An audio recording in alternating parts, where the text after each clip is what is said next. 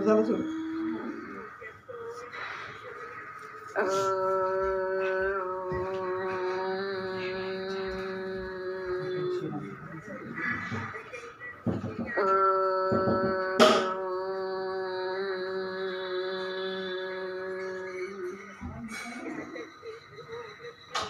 गुरुर्ब्रह्मा गुरुर्विष्णू गुरुर्देवो महेश्वरः गुरु साक्षात् परब्रह्म तस्मै श्री गुरवे नमः. गुरवे नमः. गुरवे नमः.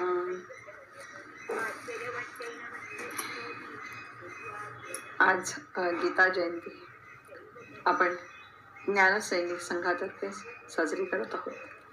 या ज्ञानसैनिक संघाचे एक सैनिक म्हणून मी हा गीता जयंतीबद्दल 4 शब्द बोलून व्हिडिओ करते आहे. आपण सगळ्यांनी ऐकावा आणि त्याच्यावर प्रतिक्रिया जरूर द्याव्या. ज्ञानसैनिक संघाचे चळवळ आदरणीय गुरुजी श्री हरिदास यशवंत यांनी सुरू केले. पूर्ण विचारांती शुद्ध ज्ञानाची प्रतिष्ठापना करण्याचे एकमेव ध्येय मनात घेऊन शुद्ध हेतूने धर्मप्रसाराच्या कार्यात स्वतः झोकून देणारे लोकप्रिय गुरुजी म्हणजे श्री हरिदास यशवंत आपले आदरणीय गुरुजी. त्यांना सादर प्रणाम. त्यांनी नाथ फाउंडेशन संस्थेचे ते अध्यक्ष आहेत. या संस्थेमार्फत गोशाळा, वारकरी शिक्षण संस्था असे अनेक उपक्रम यशस्वीरित्या चालू केले आहेत आणि त्यांचं चरित्र खूप मोठं आहे. पण आता आपल्या ह्याच्यापुरता एवढाच परिचय मी करून दिलाय. बाकी सगळ्यांना तो ज्ञात आहे. ज्ञानसैनिक संघ त्यांनी स्थापन केला. ही चळवळ आहे आणि कशासाठी आहे तर ज्ञानाचं संरक्षण आणि संवर्धन ही स्पष्ट कल्पना घेऊन समाजात पुन्हा एकदा ज्ञानप्रतिष्ठा करण्याचे कार्य या चळवळीने केले जात आहे. एक ज्ञानसैनिक म्हणून गीता जयंती उत्सव साजरा करायला आपण सगळे सज्ज आहोत. गीता श्रीमद भगवत गीता. गीता जयंती म्हणजे श्रीमद भगवत गीता. आपल्याला सगळ्यांना नाव माहिती आहे. भगवत गीता म्हणजे भगवंतानं, भगवत म्हणता येईल भगवंतानं, आणि गीता म्हणजे गायलेलं गीत. गीत याचा अर्थ आपल्या धर्मशास्त्रामध्ये प्रत्येक शब्दाचा शास्त्रार्थ दिलेला आहे आणि तो आपण जाणून घेतला पाहिजे. हेच आपल्याला गीतेतून शिकायचं पण आहे. श्रीमद भगवत गीता म्हणून ही भगवंतानं गायलेलं हे सुंदरसं गीत. जसं गायत्री या शब्दाचा अर्थ देताना गान आणि त्राण म्हणजे गायत्री मंत्र असा त्याचा शास्त्रार्थ केला जातो, तसा भगवद्गीता म्हणजे भगवंतानं गायलेली गीता असं म्हणतात जातं.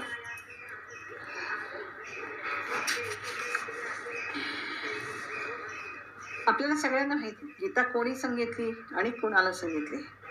ओम पार्थाय प्रतिबोधितां भगवता नारायणेन स्वयं व्यासेन ग्रथितां पुराण मुनिना मध्ये महाभारतम.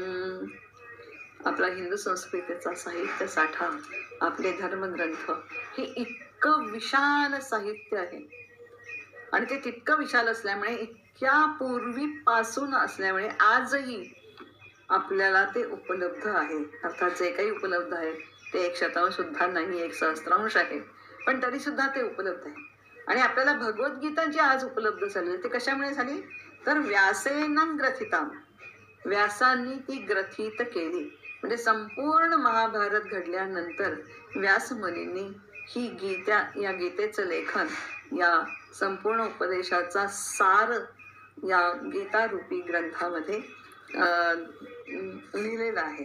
आणि कुठे लिहिलेला आहे तर महाभारत हा ज्याला जयग्रंथ किंवा 5वा वेद असं म्हटलं जाते, व्यासाने लिहिलेला 5वा वेद असं म्हटलं जातं महाभारताला. इतका आपला हा महान राष्ट्रीय ग्रंथ आणि त्याच्या भीष्म पर्वामध्ये अध्याय 25 ते 42 भगवद्गीता लिहिलेली आहे. भगवंताच्या उपदेशाचे सविस्तर वर्णन केलेले आहे. म्हणून गीता आपल्यापर्यंत पोहोचली. म्हणून आज गीता जयंतीच्या दिवशी आपण व्यासांनाही प्रणाम करूया. नमोस्तु ते व्यास विशाल बुद्धे फुल्लारविन्दायतपत्र नेत्र येन त्वया भारत तैलपूर्णः प्रज्वालितो ज्ञानमय प्रदीपः. तर व्यासांना सादर प्रणाम करून आपण आपल्या समोर असलेल्या या गीतेचं थोडासा परिचय द्या. साधारणपणे आपल्याला सगळ्यांना माहिती, सगळ्यांना भारतातल्या खूपच लोकांना सगळ्यांना भगवद्गीता माहिती आहे. आणि काहींना आता कशी माहिती आहे की सिनेमामध्ये दाखवतात कोर्टात गेल्यानंतर गीतेवर हात ठेवा आणि म्हणा प्रतिज्ञा करा. आता हे सगळं कालायत अस्मै नमः म्हणत जमा झालं, कालाच्या ओघात जमा होऊन गेलं. पण इतकी गीतेला प्रतिष्ठात की गीतेवर हात ठेवल्यानंतर कोणीही खोटं बोलणार नाही, असं या गीतेचं महात्म्य होतं. त्यामुळे आपल्याला भगवद्गीता हे नाव तर सगळ्यांनाच माहिती आहे. मग या भगवद्गीतेत काय आहे तर 18 अध्याय आहेत, पूर्ण संस्कृतात आहेत आणि 700 श्लोकामध्ये ती ग्रथित केलेली आहे. भगवंतानी जो काही उपदेश, जे काही गाणं केलं त्याचं सार 700 श्लोकामध्ये प्रत्यक्ष व्यासांनी महाभारताच्या विष्णू पर्वामध्ये लिहिलेलं आहे. आणि कसं आहे हे तर याचं महात्म्य सांगताना काय म्हटलंय, सर्वोपनिषदो गावो दोग्धा गोपाल नंदनः पार्थो वत्स सुधीर भोक्ता दुग्धम गीतामृतम. म्हणजे सर्व उपनिषदांचं सार या गीतेत सांगितलं आहे. भगवंतानी जणू उपनिषदांचं सार करताना कसली उपमा दिली, गावो दोग्धा. उपनिषद रूपी उपनिषदांना गायीचं रूपक दिलेलं आहे. की उपनिषद कशी आहेत की जसं गाय आपल्याला सर्वस्व देते, गाय ही आपली माता आहे, तशी उपनिषद आपल्याला सर्वस्व आपल्या आयुष्यात काय करायचं आहे, जन्मापासून मृत्यूपर्यंत सर्व ज्ञान देणारी ही उपनिषद ही जणू आपली माता आहे. आणि म्हणून त्या गायीचं रूपक दिलंय आणि त्याचं दोहन केलं. कोणी केलं, प्रत्यक्ष भगवंतांनी केलं. म्हणजे त्या सगळ्याचं सार काढून आपल्याला सांगितलं, गाईचं सगळं सार काढून ती दूध आपल्याला देते. मग हे दोहन करून हे गीतारूपी दुग्ध आपल्याला भगवंतानं दिलेले आहे. आपल्याला म्हणजे कोणाला दिलं, इथे काय म्हटलं, पार्थो वत्सा सुधीर भोक्ता. खूप महत्वाचं आहे. फक्त पार्थाला दिलं का नाही, तर ते म्हणजे पार्थो वत्सा. हा पार्थ श्रीकृष्णाचा अर्जुन, पार्थ म्हणजे अर्जुन श्रीकृष्णाचा सखा आहे, मित्र आहे, नातेवाईक आहे. पण तो म्हणून नाही दिला. मग कसा दिला, पार्थाला रूपक कसलं दिलंय, वत्साचं. तो श्रीकृष्ण हे माता बनलेले आहेत आणि पार्थ हा वत्स बनलेला आहे. हे नातं त्यांच्यामध्ये तयार झालेलं आहे. कसं तयार झालं, कारण गाईला पाना केव्हा फुटतो, जेव्हा वत्स आर्ततेनं तिच्याकडे धावत जातं, सर्वस्वतेने तिला शरण जातं आणि वत्सावर तिचं इतकं प्रेम आहे की तिला पाना फुटतो. तसं इथे झालेलं आहे. म्हणजे नातं बांधलं गेलेलं आहे.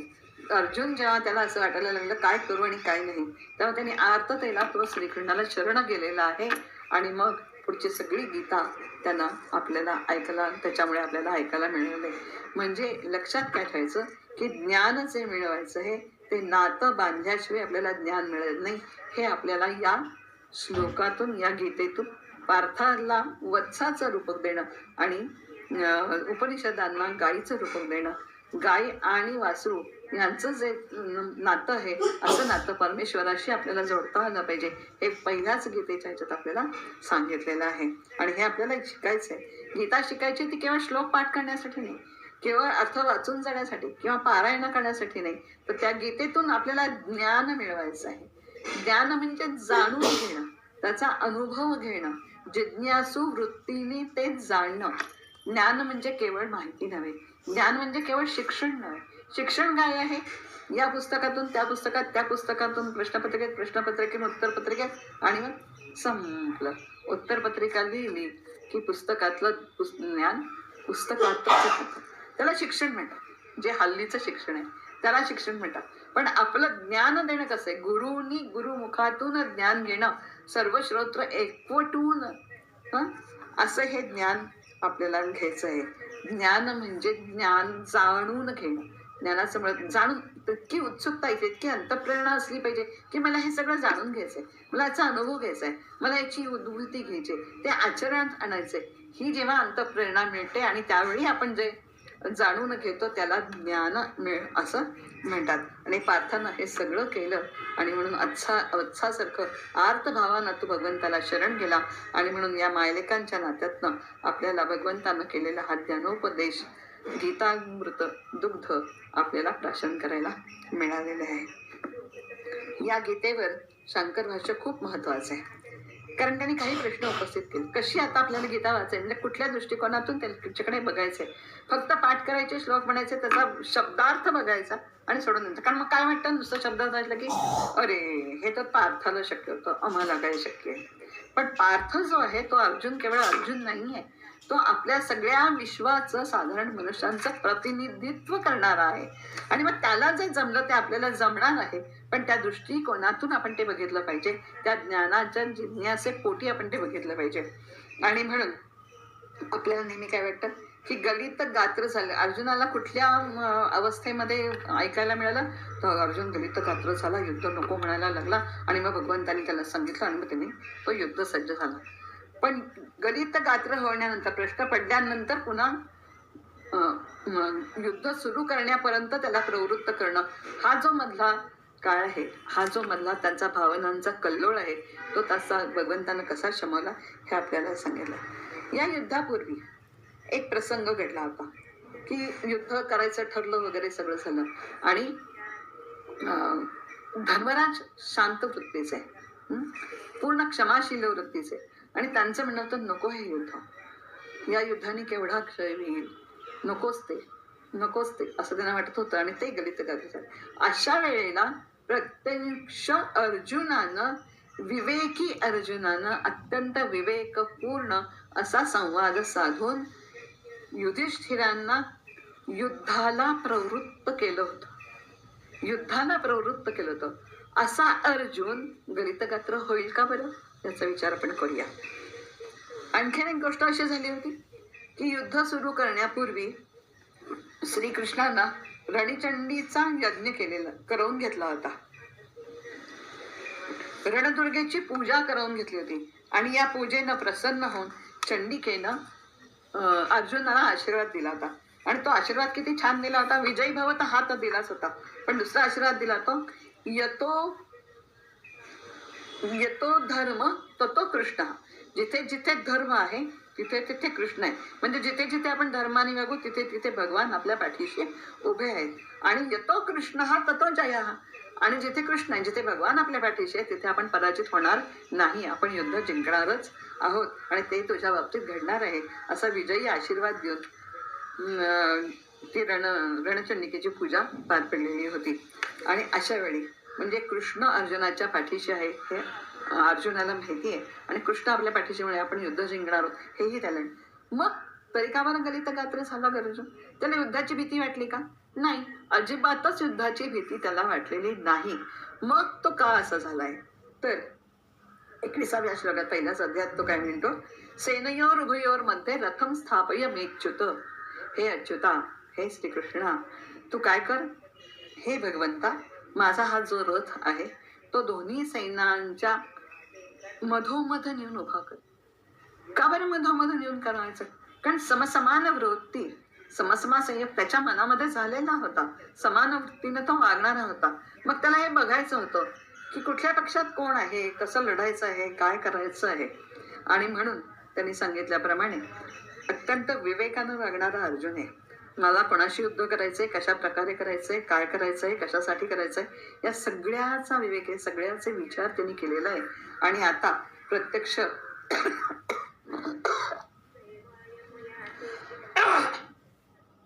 निरीक्षण करण्यासाठी म्हणून हा सेनेच्या मधोमध रथ उभा कर असं तो श्रीकृष्णाला विनवतो आहे. आणि श्रीकृष्णाने सुद्धा त्याच्या मर्जीप्रमाणे तो रथ दोन्ही सैन्यांच्या बरोबर मध्यभागी नेऊन उभा केला. असा उभा केला की त्याला दोन्हीही पक्ष संपूर्णपणे दिसावे.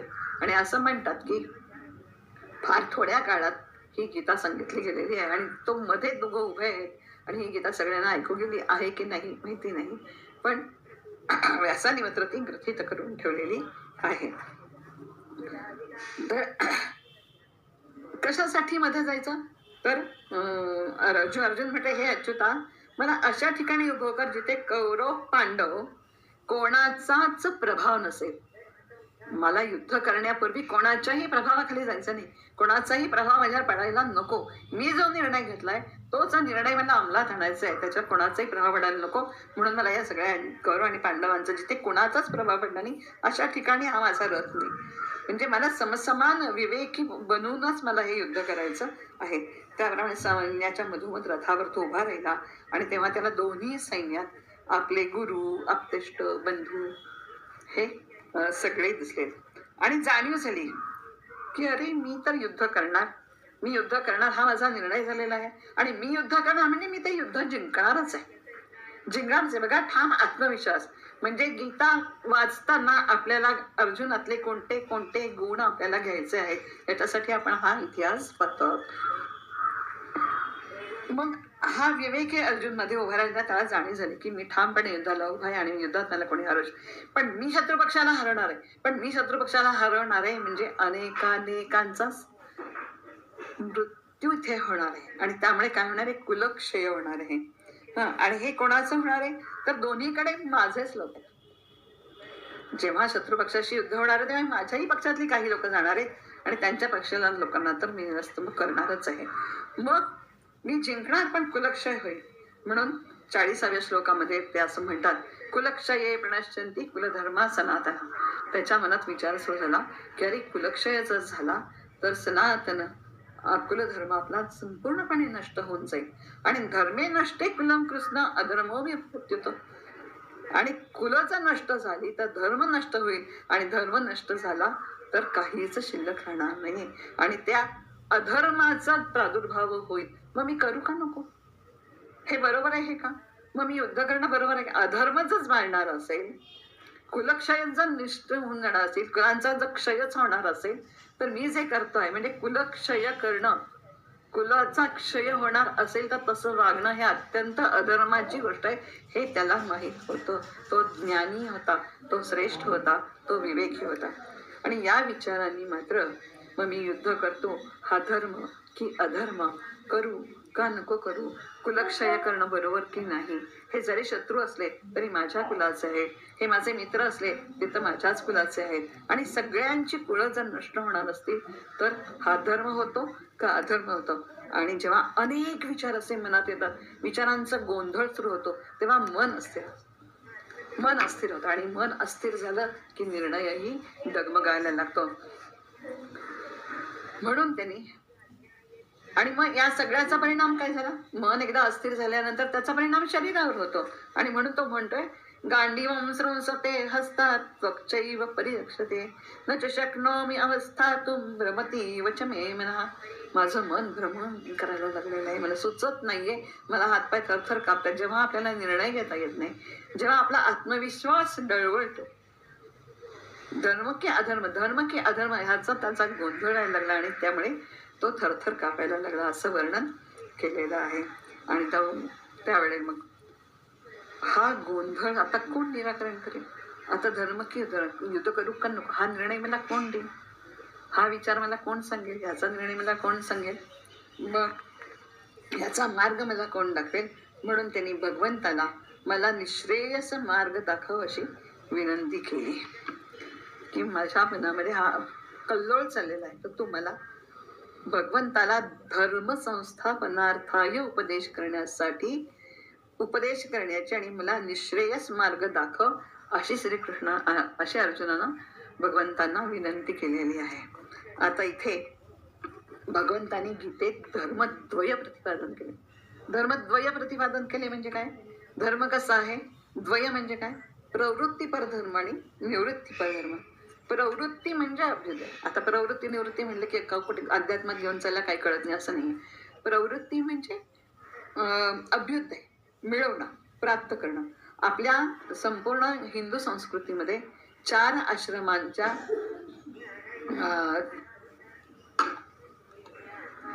आश्रमांच्या व्यवस्थेत अशी रचना आहे की आपलं ब्रह्मचारी आश्रम आणि गृहस्थाश्रम हा आपल्याला पूर्णपणे अभ्युदयाकडे येतो, प्रवृत्तीपर आहे. आपला सनातन धर्म हा प्रवृत्तीपरच आहे, पण त्या प्रवृत्तीपर धर्मतेला निवृत्तीपर धर्माची जोड आहे. कारण वानप्रस्थाश्रम आणि संन्यासाश्रम हा निवृत्तीपर आहे. गृहस्थाश्रमामध्ये संपूर्ण अभ्युदय करा, सगळ्या जगाचा अभ्युदय करा, सगळ्या समाजाचा अभ्युदय करा, त्याच्यासाठी काय काय मिळवायचं ते मिळवा. पण एकदा वानप्रस्थात गेला की त्या वयामध्ये तुम्ही जे जे मिळवलेले आहे ते ते वाटायचं आहे, जे जे मिळवलेले ते ते द्यायचं आहे. मग ते ज्ञान असेल, ध्यान असेल, संपत्ती असेल, जे जे काही असेल, जे जे काही मिळवलेले आहे ते ते द्यायचंय. त्याचा त्याचा त्याग आहे. त्या सगळ्यातनं आपण निवृत्त व्हायचं. आपल्या संसारातनं निवृत्त व्हायचं म्हणजे वानप्रस्थाश्रम शिकायचं, न की वानप्रस्थाश्रम म्हणजे वनात जाऊन राहायचं. हे इथे या धर्मसंस्थापना उद्देशामध्ये धर्मद्वय आपल्याला गीतेमध्ये सांगितलेला दिसतो आहे. संसारातून अलिप्त होणं म्हणजे निवृत्ती, निश्रेयस होणं म्हणजे निवृत्ती स्वीकारणं, हे प्रतिपादन केले. हे आपल्याला गीतेतून शिकायचंय. म्हणजे ज्ञाननिष्ठा योग्यता प्राप्तीचा आशीर्वाद आपल्याला इथे घेतात नाही. म्हणजे हे ज्ञान एकदा आपण निष्ठेने मिळवलं आणि ते ज्ञान आपण आचरणात आणलं की आपली ज्ञाननिष्ठा वाढते. ज्ञाननिष्ठेची योग्यता, ज्ञाननिष्ठा इतकी सोपी नाही, पण त्याची योग्यता प्राप्ती आपल्याला या गीतेच्या या विचारातून होते आहे आणि ते आपल्याला शिकायचं आहे. इथे धर्म समजून घ्यायचा. मग धर्म म्हणजे काय, तर त्याची अशी एक व्याख्या केली. धर्म म्हणजे जो सदैव लोककल्याणाचा असतो तो धर्म, असं इथं सांगितलंय. तो समजून घेऊन वागणं, आचरणात आणणं, तो स्वधर्म. शंकराचार्यांच्या प्रस्तावनेत असं म्हटलंय की ज्ञान म्हणजे जाणून घेणं, जिज्ञासा जागृत होऊन समजून घेणं. अंतःप्रेरणेनं एकदा ज्ञान झालं की निष्ठेची क्षमता प्राप्त होते, ज्ञानप्राप्तीची योग्यता प्राप्त होते. ज्ञान नेहमी निष्पक्ष असतं. एकात्मतेशिवाय दुसरं त्याला पक्ष ज्ञानाला नसतो. ज्ञाननिष्ठे विवेकातून येते. मी स्वतःला त्रयस्थ समजून बघतो, हा विवेक अर्जुनाकडेही होता आणि तो आपल्याला या गीतेतून सतत वाचण्याने, समजून घेण्याने आपल्यामध्येही आणायचा आहे.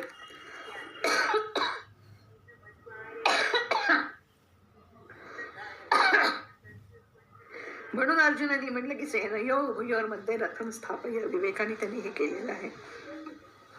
आणि मग हा धर्म सांगताना की आता तितक्या ज्या अर्थतेनं त्यांना विचारलं त्या अर्थतेनं श्रीकृष्णानं समजावून सांगितलेलं आहे. कुठली आज्ञा केलेली नाही आहे, युद्ध कर, नको करू असं काहीही सांगितलं नाही. समजावून सांगितलं. काय समजून गेलं, हतो वा प्राप्स्यसि स्वर्गम जित्वा वा भोक्षसे मयीम तस्मादुत्तिष्ठ कौन्तेय युद्धाय कृतनिश्चयः. तुझ्या या विषादामध्ये, हा जो विषाद तुझ्या मनामध्ये निर्माण झालाय की नको युद्ध करायला का संभ्रम निर्माण झालेला आहे, काय होईल समजा या विषादामध्ये तू युद्ध केलंस तर काय होईल, जर हरलास, मृत्यू पावलास तर स्वर्ग प्राप्ती होईल. कारण युद्धभूमीवर ज्याला मरण येतं त्याला स्वर्ग प्राप्ती होते. आणि जिंकलास तर पृथ्वीचं राज्य तुला उपभोगायला मिळेल. तू आता विचार कर की तुला राज्याचा उपभोग घ्यायचा आहे. दोन्ही बाजूनी युद्ध करणं हे इष्टच आहे. हे इतकं सुंदर त्यांनी समजावून दिलेलं आहे. दोन्ही बाजू समजावून सांगितले की युद्ध करणं आवश्यक आहे. पण ते कसं, दोन्ही गोष्टींची तयारी ठेव. जर मी हारलो तर मला स्वर्गप्राप्ती होणार आहे आणि जर मी जिंकलो तर मला पृथ्वीचं राज्य मिळणार आहे. म्हणजे त्याला युद्ध प्रवृत्त करायला उत्साह दिलेला आहे की घाबरू नकोस. आणि अधर्म तिथे समजावून सांगितलेलं आहे. अर्थात आपल्याला सगळी गीता आता सांगणं शक्य नाही. मग या गीतेत काय काय हे समजावून सांगताना काय काय दिलंय गीतेमध्ये, कर्म काय करायचं आहे, ज्ञान कसं आहे, बोध कसा घ्यायचा आहे, मोक्ष कसा मिळणार आहे आणि या सगळ्याला भक्तीचं आवरण कसं द्यायचं आहे हेही आपल्याला समजून सांगितलंय. आता हे अर्जुनाला एकट्याला सांगितलं का, नाही. आणि अर्जुनालाही येत नव्हतं का, तर हो येत होतं. पण तरी सुद्धा त्याने जणू काही हे गलित गात्र झालेल्याचं नाट्य केलं आणि त्याच्या प्रतिनिधित्वानं आपल्या सगळ्यांना धर्मसंस्थापनार्थाय श्रीकृष्ण भगवंतांनी जन्म घेतलेला होता, अवतार घेतलेला होता. आणि या अवतारात धर्म संस्थापना व्हायची असेल तर हे युद्ध महत्वाचं होतं. आणि हे युद्ध करायचं असेल तर युद्ध कसं करावं, धर्मयुद्ध कसं असतं आणि त्याच्यातून आपल्याला मोक्षापर्यंत जायचंय तर कसं जाता येतं, हा सगळा उपदेश आपला धर्मोपदेश सगळ्या मिळावा, सगळ्या लोकांना मिळावा, लोक कल्याणार्थ मिळावा. म्हणूनच पार्थानं तशी आर्त हाक भगवंताला मागली आणि हे गीतारूपी ज्ञान गीतामृत आपल्याला प्राप्त झालेलं आहे. आणि हे सगळं सांगत असताना शेवटी भगवंत म्हणतात, क्षुद्रम हृदय दौर्बल्यम त्यक्त्वा तिष्ठ परंतप. कामाची प्रेरणा त्याला परंतप म्हणते. दुसऱ्याला सदैव तापदायक ठरणारा युद्धभूमीवर तो उभा आहे. तो उभा राहिला तरी लोकांना थरकाप येत होतो इतकी त्याची, इतका तो पराक्रमी होता. म्हणून त्याला परंतप इथे म्हटले. क्षुद्रम हृदय दौर्बल्य, या हृदयात आलेले हे क्षुद्र विचार, हे दौर्बल्य तू काढून टाक आणि युद्धाला तयार हो, असं त्याला कर्माला प्रवृत्त केले. आता हे कर्म कसं आहे, हे धर्मार्थ केलेलं करायचं कर्म आहे म्हणून त्याला प्रवृत्त केलं. पण कर्म प्रवृत्त करताना कुठेही आज्ञा केलेली नाही. कारण मनबुद्धी चित्त अहंकाराची एकाग्रता, एकच विचार मनात आणून त्यावरच क्रियाकर्म करावे म्हणून ते म्हणतायत, त्याला सांगतायत दुसऱ्या अध्यायामध्ये, व्यवसायात्मिका बुद्धी रेकेह कुरुनंदन बहुशाखा ह्यनंताश्च बुद्धयो व्यवसाय. व्यवसायात्मिका बुद्धी, व्यवसायात्मिका बुद्धी म्हणजे निश्चयात्मिक. ही जी बुद्धी अस्थिर झाली, करू नको करू का नको असं करू नको, तुझ्या बुद्धीचा निश्चयात्मक निर्णय कर. जी बुद्धी कशी आहे, निश्चयात्मक आहे, व्यवसायात्मिका आहे. कुरुनंदन बहुशाखा ह्यनंताश्च, बहुशाखा अनंत विचार बुद्धीमध्ये येणं आणि कुठलाही निश्चय न होणं हे काय हनन करणार आहे. आणि अव्यवसायिनाम असं आहे. अव्यवसायिना म्हणजे अविचारी, कामनायुक्त, अस्थिर विचार असे येणं हे कर्मयोगात योग्य नाही. पण कर्मयोगात एकच स्थिर निश्चयी व्यवसायिक बुद्धीने तो आचरणात आण, म्हणजे मग विवेक जागृत राहतो. आणि हा विवेक जागृत राहिला की पुढची सगळी कर्म आपली योग्य कर्म ठरतात. असा गीतेत प्रवृत्ती निवृत्ती आचरणात आणायचा, विवेकाने धर्म पालन करायचा.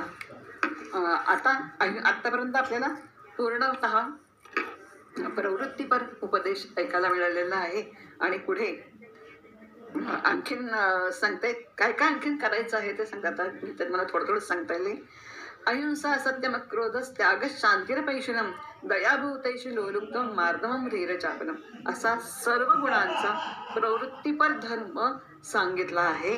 आणि असे सगळे गुण आत्मसात झाल्यावर भगवंत म्हणतात, हे सगळं तुला प्राप्त झालं, सगळा अभ्युदय प्राप्त झालं, सगळे गुण तू मिळवलेस, मग तू काय कर आता, सर्व धर्मान परित्यज्य मामेकम शरणं व्रज अहम त्वां स्वरूपापेभ्यो मोक्षयिष्यामि मा शुचः. शेवटी काय करायचंय, जन्माला आलं आहे, मृत्यूपर्यंत जायचं आहे, मृत्यूच्या वेळी आपल्याला मोक्षाला जायचंय. या 84 लक्षात आपल्याला अडकून पडायचं नाहीये. मग तू काय कर, प्रवृत्तीपर धर्म झाला त्याच्यानंतर तू काय कर, सर्व धर्मान परित्यज, सगळे वरचे गुण मिळवले, सगळा पवित्र धर्म झाला, पण आता काय कर, सर्व धर्मान परित्यज मामेकम शरणं भव. हे सगळं करताना, सगळं कर्म करताना नेहमी देवाला शरण गेलं पाहिजे. मी केलं हे आपल्याला सोडून देता आलं पाहिजे. करता करविता भगवंत आहे, तूच करता आणि करविता शरण तुला भगवंता. हे सातत्यानं 24 तास आपण आता जसं म्हणतात 24/7 ते आपल्याला करायचंय. काय करायचंय की सतत या भगवंताची आठवण ठेवायची आहे, त्याला शरण जाऊनच प्रत्येक कर्म आपल्याला करायचंय. कारण कर्मफल मिळणारच आहे.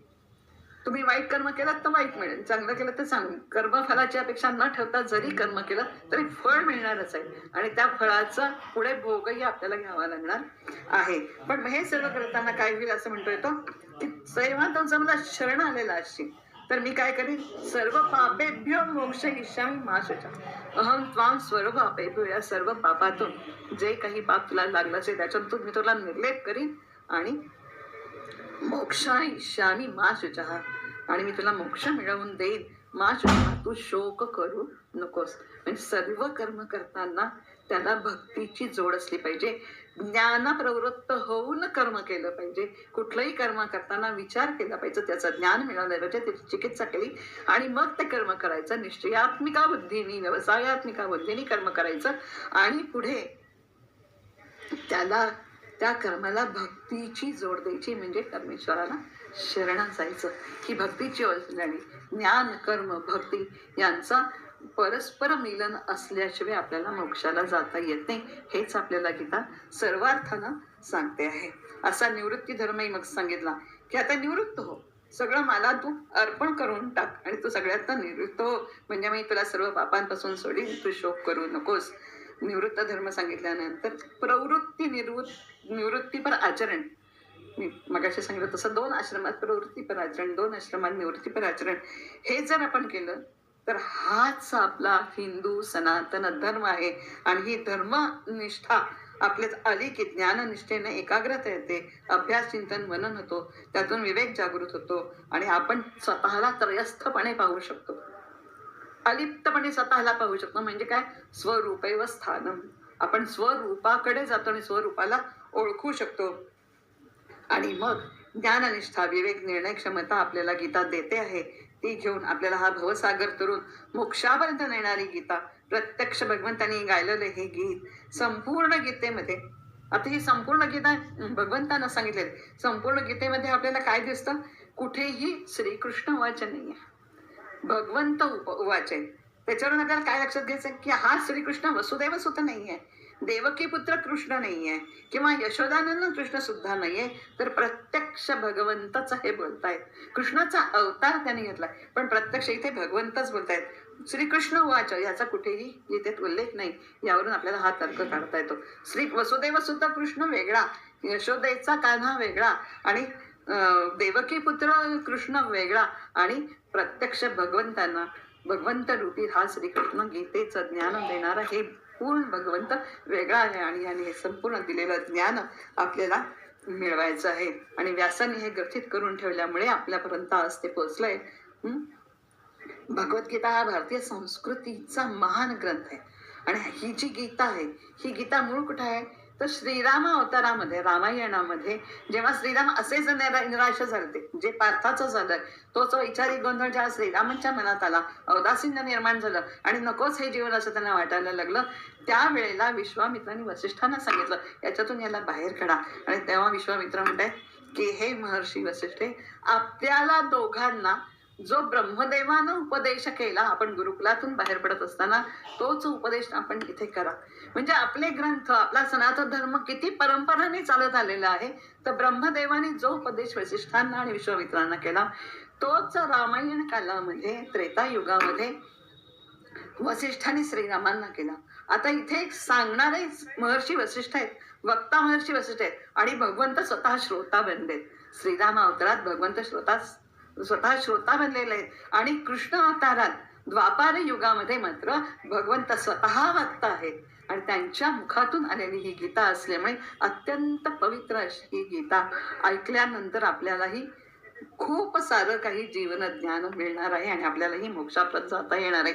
आणि म्हणून शेवटी अर्जुन म्हणतो, आणि ही परंपरा जशी चालली आहे तीच परंपरा आपल्याला चालवायची आहे. आपल्यालाही आपल्या सनातन धर्माचं संरक्षण आणि संवर्धन करायचंय. संरक्षण करायचं म्हणजे काय, ते सगळं शास्त्र आपण शिकायचं, अनुभव घ्यायचा, ज्ञान त्यातलं मिळवायचं, आणि संवर्धन करायचं म्हणजे ते ज्ञान आपण दुसऱ्याला द्यायचं. आणि ज्ञान देऊन आपण थांबायचं का, तर नाही, हो मग त्याला शिकवलं होतं, आता त्याने काय केलं मला माहिती, असे हात वर करायचे नाही. तर जे ज्ञान मी त्याला दिलंय ते तो आचरणात आणतोय का, ते पुन्हा पुढच्या पिढीला तो देतोय का, हे बघणं, ही कर्म प्रवृत्ती आपल्याला गीता देते. कारण इतकी परंपरा अशी चालत आलेली, गीतेत त्या परंपरा सगळ्या सांगितलेल्या आहेत, खूप सांगतात मला येणार नाही. भगवंताच्या या उपदेशाने कृतकृत्य झालेला अर्जुन काय म्हणतो, आणि जे आपल्याला म्हणायचंय, जे आपल्याला आपल्या आयुष्यात आणायचंय, नष्टो मोह स्मृती लब्धा त्वत्प्रसादान मयाच्युत स्थितोस्मी गत संदेह करिष्ये वचनं.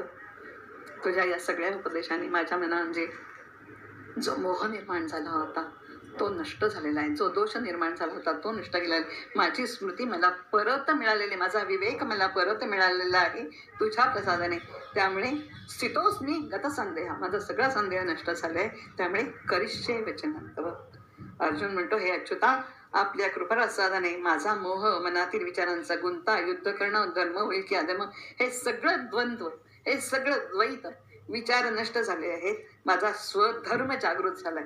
आपल्याला ते करायचंय. आपल्याला आपला धर्म काय आहे हेच कळत नाही. धर्म म्हणजे आचरण, योग्य आचरण, आपल्या संस्कृतीला धरून असलेलं आचरण, आपल्याला शास्त्रात सांगितलेलं आचरण. आपल्याकडे कुठलंही शास्त्र आपण पाळत नाही, आणि मग पूजा करतो आणि म्हणतो ती पूजा पावलीच नाही, कारण ती शास्त्रोक्त झालेलीच नसते. आपला धर्म जाणून घेऊन त्याच्यात काय सांगितलं हे आपण बघितलेलंच नसतं, कारण तो अभ्यास आपला नाहीये. ते ज्ञान आपल्याला मिळवायचे आणि म्हणून ही गीता जयंती पुन्हा पुन्हा आपल्याला साजरी करायची. माझा स्वधर्म जागृत झाला, आपल्यालाही करायचंय. निर्णय क्षमता आली, आपल्याला पण मिळवायची आहे. मग आणि मग तो शेवट म्हणतो, आता मी तू सांगशील तेच करीन, करिष्ये वचन. आपणही गीता जयंतीच्या पूर्व समयी, या अभूतपूर्व समयी गीता केवळ पाठ करायची नाही, तर ती अर्थ समजून ज्ञाननिष्ठेने जीवनात आचरणात आणायची असा निश्चय करूया. भगवंताचा ज्ञाननिष्ठेचा आशीर्वाद मिळावा म्हणून आपण गीता जयंती आज साजरी केली. गीता माता की जय.